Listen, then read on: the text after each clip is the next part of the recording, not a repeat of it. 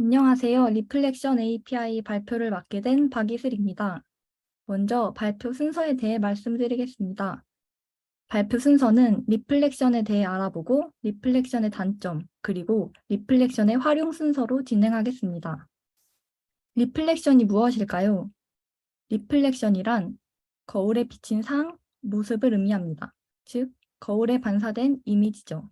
우리는 평소에 거울에 비친 이미지를 통해 얼굴에 뭐 묻은 건 없는지, 안경은 제대로 썼는지 등을 파악합니다. 리플렉션도 이처럼 반영된 이미지를 통해 실체를 파악하는 기술입니다. 그러면 자바에서는 무엇이 거울에 비친 모습일까요? JVM의 클래스 로더는 클래스의 정보를 읽어와서 JVM 메모리 영역 안에 저장합니다. 바로 그 클래스의 정보가 거울에 비친 모습이라고 할 수 있습니다. 정리하자면 리플렉션은 구체적인 클래스 타입을 몰라도 클래스의 정보에 접근할 수 있게 해주는 기법입니다. 여기서 핵심은 클래스의 정보를 확인하는 것이 아니라 그 정보를 다루는 것, 즉 동적인 프로그래밍을 하기 위함입니다. 자, 그러면 리플렉션은 클래스의 정보를 도대체 어떻게 가져오는 걸까요? 정답은 바로 클래스 타입의 클래스에 있습니다.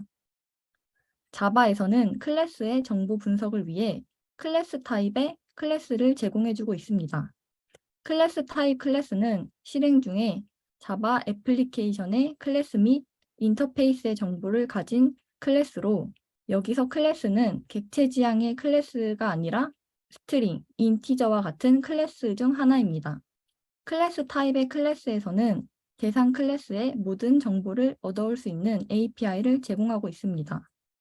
리플렉션으로 알아올 수 있는 정보는 다음과 같이 대상 클래스의 이름, 인터페이스, 생성자, 필드, 어노테이션 등이 있습니다. 클래스 타입의 클래스도 클래스의 한 종류이므로 인스턴스화를 해야 우리가 사용할 수 있는데요. 이 클래스는 보통 클래스와 달리 생성자가 없습니다. 그 이유는 JVM의 클래스 로더가 클래스 파일을 읽어 로딩을 한 후 해당 클래스 타입의 클래스 객체를 자동으로 생성해서 힙 영역에 저장하기 때문입니다. 따라서 우리는 new 키워드를 사용하지 않고 바로 클래스 객체를 가져와서 사용하면 됩니다. 이때 클래스 객체를 가져오는 방법은 총 3가지가 있는데요. 먼저 첫 번째, 오브젝트 get 클래스입니다. 해당 메소드는 자바 최상위 클래스인 오브젝트에서 정의된 메소드입니다.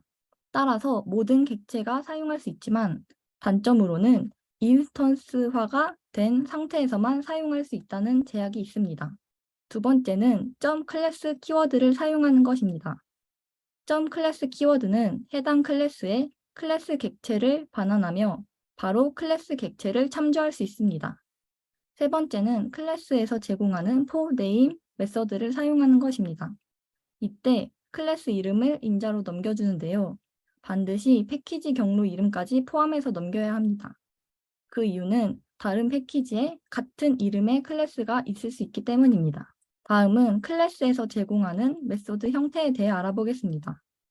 대부분의 메소드들은 get xxx, get declared xxx와 같은 형태를 띠고 있습니다. 먼저 get 땡땡땡을 살펴보면 get 땡땡땡은 퍼블릭으로 선언된 것들만 반환하며 여기에는 대상 클래스에 선언된 것과 상속된 것 모두 포함하여 반환합니다. get declared 땡땡땡 같은 경우는 접근 제어자 상관없이 대상 클래스에서 선언한 모든 것들을 반환합니다. 네, 다음은 실습에서 사용할 펄슨 클래스입니다. 펄슨 클래스는 이름과 나이를 프라이빗 필드로 가지고 있고 생성자, 그리고 스터디 메소드를 가지고 있습니다. 먼저 클래스 객체를 가져오겠습니다. 앞에서 봤던 for name 메소드를 통해 펄슨의 클래스 객체를 가져옵니다. 그리고 get constructor 메소드를 통해서 생성자를 받아오는데요. 이때 펄슨 클래스의 생성자 매개 변수 타입에 맞게 클래스 타입을 넘겨줍니다.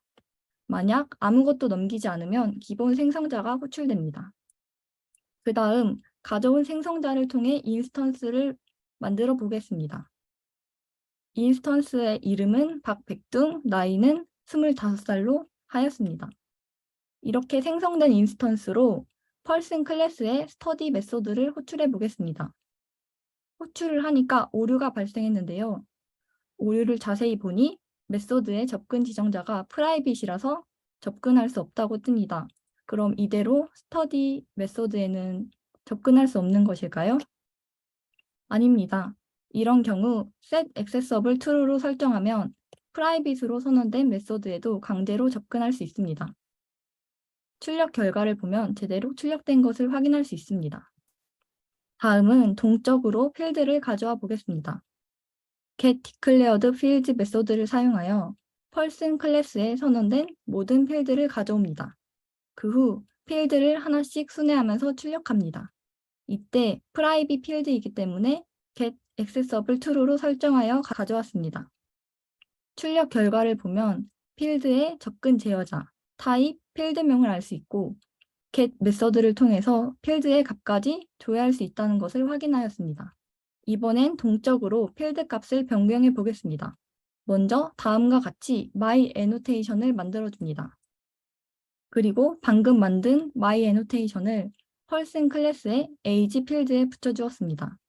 이제 아까와 같이 필드를 하나씩 순회하면서 필드에 붙은 annotation이 my annotation이면 해당 필드의 값을 20으로 변경하고 변경된 값을 출력하도록 하였습니다. 결과를 보면 제대로 출력된 것을 확인할 수 있습니다. 간단하게 리플렉션에 대해 살펴보았는데요. 리플렉션은 정말 마법처럼 강력한 기능입니다. 하지만 강력한 만큼 치명적인 단점들이 있습니다. 먼저 성능 오버헤드가 발생합니다. 리플렉션은 컴파일 타임이 아닌 런타임에 동적으로 타입이 결정되므로 JVM은 최적화를 할 수 없습니다. 또한 런타임에 동적으로 타입을 결정하기 때문에 컴파일 오류도 잡을 수 없습니다. 만약 다음과 같이 존재하지도 않는 클래스명을 기재할 경우 실행 시에 오류가 발생하므로 미리 대처를 할 수 없습니다. 마지막으로는 내부가 노출된다는 것인데요. 아까와 같이 프라이빗 필드 또는 메서드에 접근할 수 있기 때문에 캡슐화가 깨집니다. 따라서 예상치 못한 부작용이 발생할 수 있습니다.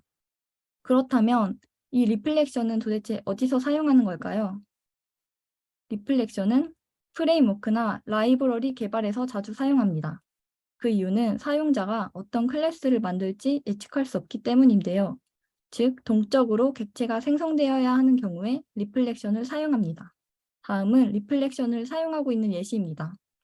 인텔리제이 자동 완성, 스프링의 DI, 그 다음에 스프링 MVC에서 넘어온 데이터 객체를 바인딩할 때, JUnit, 다이나믹 프록시 등 다양한 곳에서 리플렉션을 사용하고 있습니다.